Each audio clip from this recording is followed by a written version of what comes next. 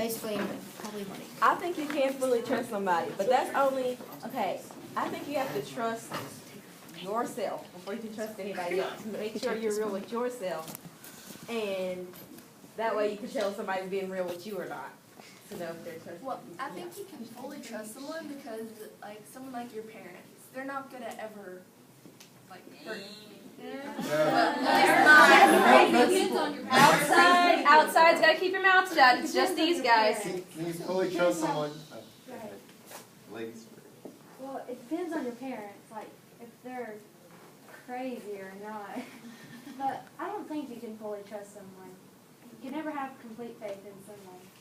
I agree with Jackie. I mean, I don't think you can ever fully trust someone, because even if you think you know them, I mean, we see it on the news all the time, that if someone kills somebody, their neighbor, or the news reporter will ask about the neighbor and say they never knew that person, but it was actually the person all along. So you can never actually trust someone because you never actually know who they are.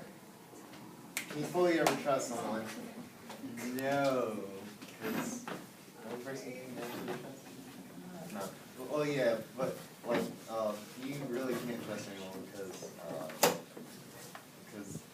the truth is, a secret is pretty much, I don't think a secret can ever really be a secret because a secret always comes out some way or another. What you do in the dark always comes to light. Yes. And if you think about it, we all have that one thing in our minds like, yeah, I want to do this, but I don't, like, you want to do something else. So maybe in their mind, yeah, I want to keep that secret, but it would be great for Jerry, you're done. someone, like, blah, blah, blah. So that they'll always have that one thing in the back of their mind that's like, well, or this could be fun, or... I think you can fully trust someone, like, if you're wanting to get married, you know, you need to have, like, trust in them, you need to fully trust them. It wouldn't make sense to, like, marry them. Cameron, you're done. Like, you can't just trust them fully, but something else. You could be married to someone for 40 years and then they be having an affair the whole time.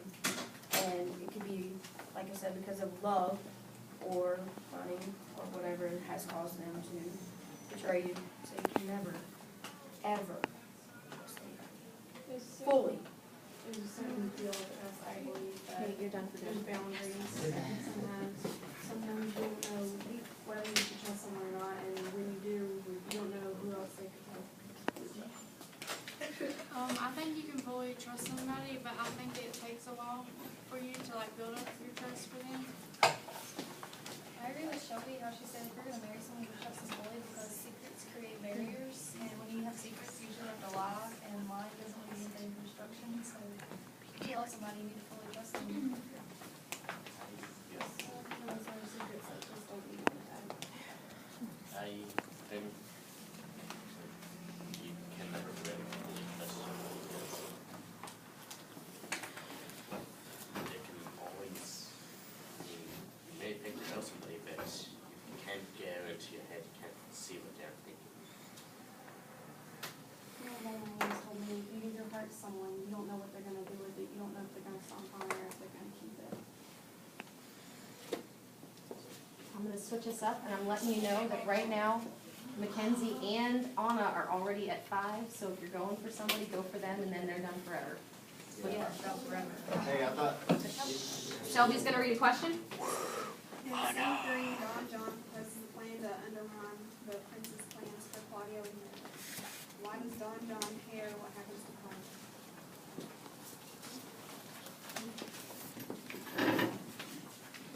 Why does Don John care so much what happens to Claudio? I think he cares what happens to Claudio because, once again, Claudio is Don Pedro's right-hand man, and whatever happens to Claudio is going to upset or affect Don Pedro, and then he's still wanting to get in between those two anyway, so he's going to do it anyway. He wants to split them apart because Claudio, if he separates from Don Pedro and he's not his friend anymore, I mean, that's mostly a pillar toppling from under a mansion. I mean, it'll just bring it all down.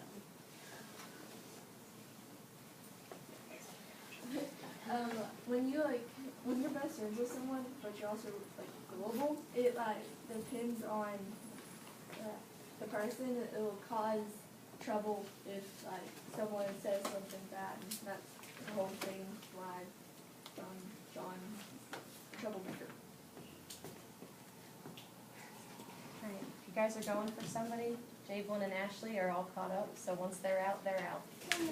Don't hit me. Don't hit me, I will hit back. Listen to Nate.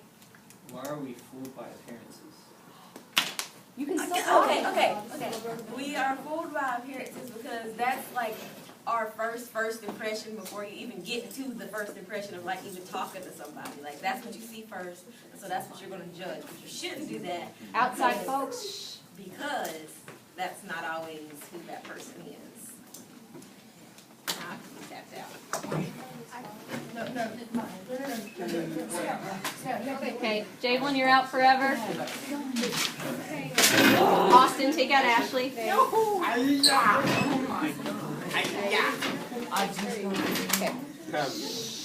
Sarah, say one thing and then you'll be done. Okay, you were full of appearances because you you can't really trust someone by the way they look, but you would like to think you can. You're done forever. I think it's like how we judge a book. Everyone knows that you go for the book with the most interesting cover. Yeah. Everybody likes comic books and everything like that. We like heroes popping up everywhere and everything. But some books, you see, some books may have a cool cover and like they spend all their money on the artist and everything, and then you'll open it up and it's the worst book you've ever read. It's got all kinds of problems and it's just not what you thought it was. And with people, we're obsessed with appearances. We like to see what people look like, and if you're not what people think is, quote, good looking, you don't matter, and they'll never find out what you're like. You could be an amazing person, but people will never find out because you don't look like they want you to. Yeah, I like one. I think also people are fooled by like what people say, and not only about how they look, because somebody could say something and make you think that they feel some way, or if they're nice or something, and then they could be like a completely different person when you actually get to know them. Like, they look all nice on the outside, but then, like, talk to them, no, like a little mean. Can it work the other way? What do you mean, like, they look bad on the outside, and then they're nice? Yeah. And what happens with that? You become buddies. A lot of things can happen like that. I mean, there's some people that I know from one of my old schools, and like they were good people, but they liked the color black. So they would constantly wear the color black and spikes and stuff like that. Black is cold. And very high heels and stuff like that, boots and, well, things that people would outcast, things that aren't normal, things that aren't colorful or bright or happy, things that they think are bad. So they won't stop or talk to that person. They'll spread rumors. They'll think of the worst thing about that person and like highlight it to the rest of the people. Go for Nicole, and then she'll be done forever. We go. Pick one, I gave one. Yeah. Fortune cookie. Leonardo spreader overhears conversation in C2 and completely misunderstands Stephen. What does he do with this misinformation? What is the result of his action? So what does Antonio hear wrong, and what do they do? What does he do with that information? Pray it through. Pray it like a wildfire. Well, what is it? Bad information. What's the bad information? He heard from one of his informants that instead of Claudio liking Hero, that it's actually Don Pedro that likes Hero. And he spreads it to Hero herself, which then ensues in absolute confusion. Very good. That one's pretty cut and dry. Correct chaos.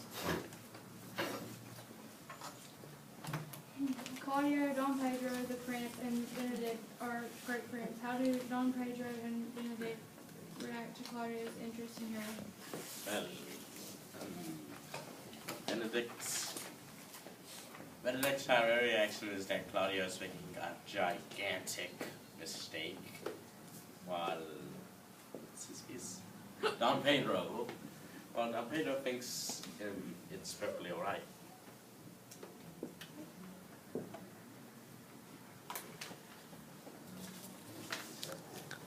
Under what circumstances are deceptions ever accepted? Under what circumstances is it okay to deceive someone? If they're gonna get on a bad trouble? Someone here give me a scenario. I can find a way to get to it. Austin, you're done forever. Oh, yeah. When is it okay to deceive someone? I don't think it's ever really okay to deceive somebody because it's like, isn't it like basically lying to them? Take her out when she's done. Isn't it like lying to them? Okay, when you lie, like lying always causes problems. And there's always gonna be destruction. Yeah. Even if you're doing it for a good reason, if you have like a good motive, it still usually doesn't end well. Something goes wrong and it's not as I think deception is perfectly acceptable if it's to protect somebody from harm. I have to agree with Bobby because sometimes if people know the truth, it can hurt them, and sometimes you just want to protect them so they don't know it. The truth won't Never go through the pain. necessarily save you. I don't think it's right because, if you do, like, do it just so you can keep them from harm, if they find out, like, later on down the road, it might hurt them even worse. And then you'll be seen as somebody that, like, somebody can't trust or anything like that. Bobby's done and Tinsley's done, so Matthew.